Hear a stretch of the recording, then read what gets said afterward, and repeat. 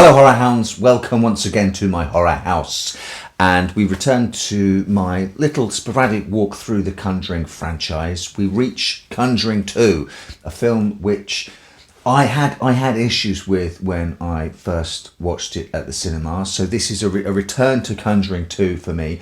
And whereas with The Conjuring, I warmed to it a lot more upon return. I still feel Conjuring 2 is a mixed bag. There's a lot to like in it, and there's a lot that really irks me about it. And I think, to be fair to it, let's start with the good stuff.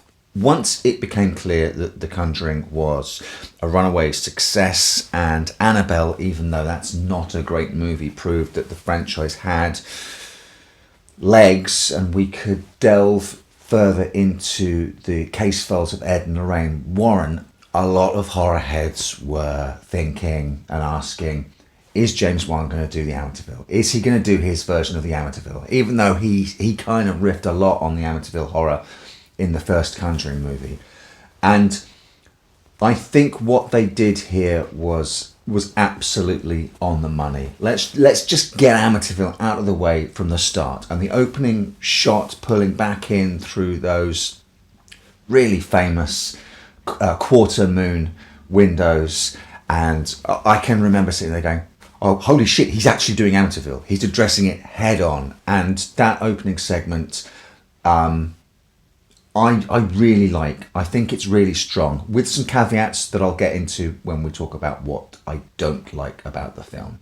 But as a set piece, the Amityville seance is superb. I'm actually really impressed that they referenced the Ghost Boy photograph. Just when you think you can mine the Amityville story for anything new, they go ahead and give us the Ghost Boy photograph on screen. So kudos to that. And then straight then into a scene in the basement that introduces the nun demon Valak, and another set piece with Valak's appearance and the mirror and the misdirection and the way the camera moves and everything like that is a superb set piece. In fact, both Valak's main appearances in the movie, that and then back at the Warrens' home with the nun painting and the nun sort of coming through the painting. I loved that. Really creepy, really tense, insanely original to my eyes.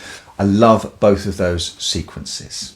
Another thing I also love, it has to be said, is the relationship in these movies between Ed and Lorraine Warren. Patrick Wilson and Vera Farmiga prove to be the heart and soul of this franchise, and I think it's a canny move to latch onto their relationship and the fact that together they're stronger than the sum of their parts, and even to make the turn at the end of the movie reliant upon their relationship. That's something that they double down on in the third Conjuring movie. And I think that's probably absolutely the way to go. We'll just park any opinion I may have about the real life Ed and Lorraine Warren, and we'll just talk about the movie versions, the sort of superhero versions of these real life people. And that's really just the opening, and with Valak, the setup for a spin-off movie.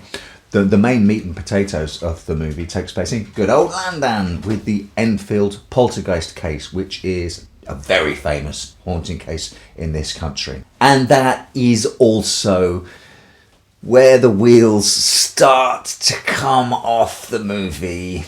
We're joined by little Lily, who doesn't want to sit still while I'm recording and keeps clip-cloppeting around the front room. So, the Enfield haunting section of the movie, it isn't all bad by any stretch of the imagination. The core of it, I really like. The haunting case, the family, the old man ghost. The old man in the chair stuff is really creepy. The old man talking through the girl is really creepy. The way the haunting escalates from night to night and gets worse and worse and starts off fairly low key. I love all of that stuff.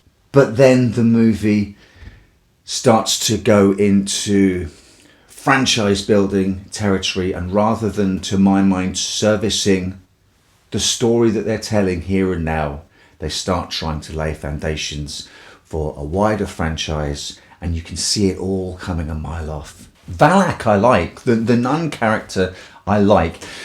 Yes, it's a sort of backdoor pilot, it's a backdoor introduction to a character they want to spin off into its own movies, but they do tie it in at the end to the culmination of the movie, and the times that Valak appears, those set pieces are superb. You could have, to my mind, had that and the old man haunting ghost, and you'd have been really set to go. But no, they had to try and get one more in. The crooked man. Let's over-egg the pudding. Let's gild the lily. And this crooked man character really should not be in the movie as far as I'm concerned. The character design is overly CG'd. It doesn't look a piece with any of the rest of the movie. And it reeks of, you know, and they said we're going to make a Crooked Man origin movie. We're going to make, just like we've had Annabelle and we're going to have the Nun, we're going to have the Crooked Man as well.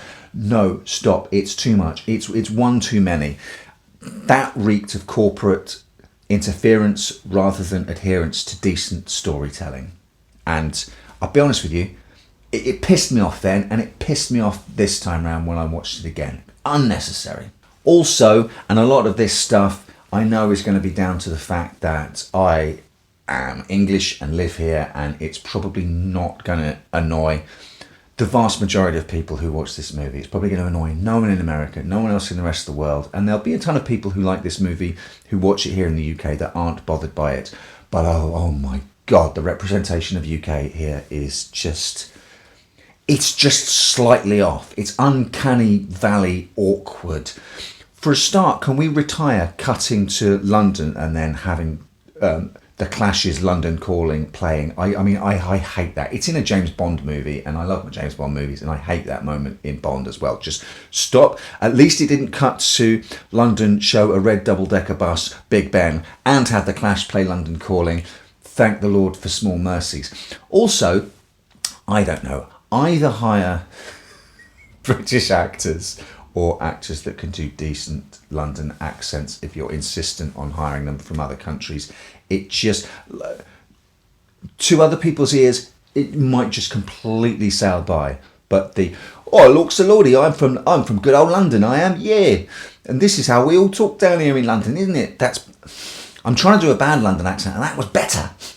That was better than some of the London accents we get in this movie. And it just puts me on edge. Their TARDIS house. Wow. Now, I get that the film has to look cinematic. And the set pieces have to look grand. But that's not a well-to-do family. And houses aren't that big.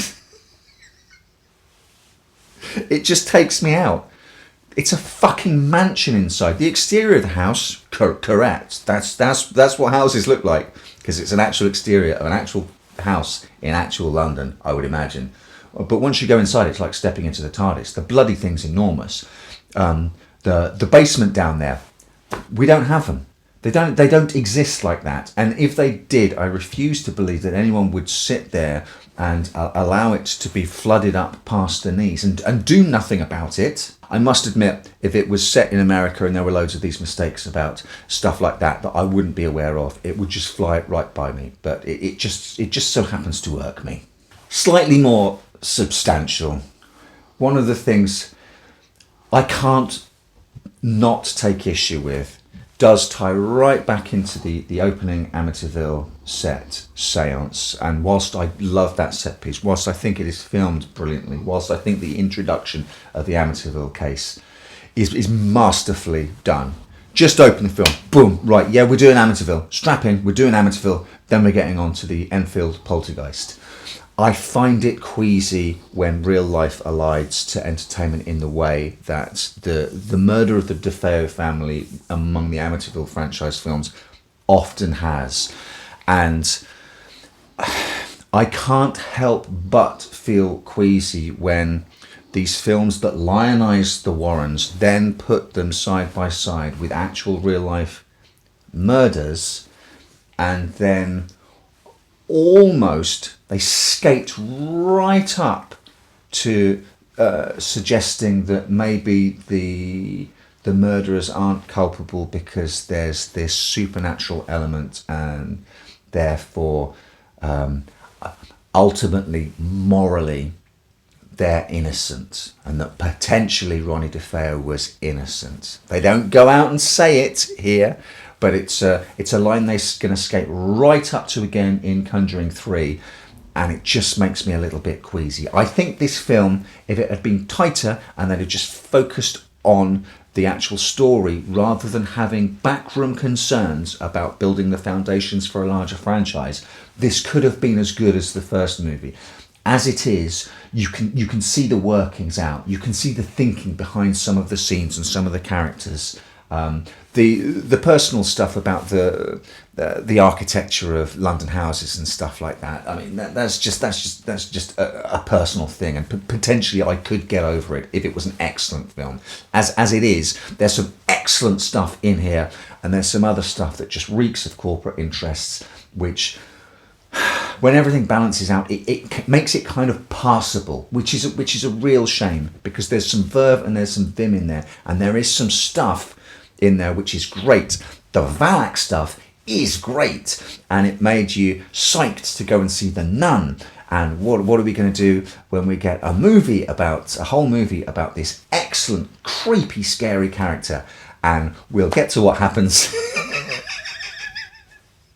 with The Nun, the movie, a little bit later on. Ooh. But next, I believe it is Annabelle Creation, which I remember really rather liking. So I'm very excited to revisit a movie that I remember fondly next in my Conjurathon. That doesn't make sense. That doesn't sound good. I bid you welcome.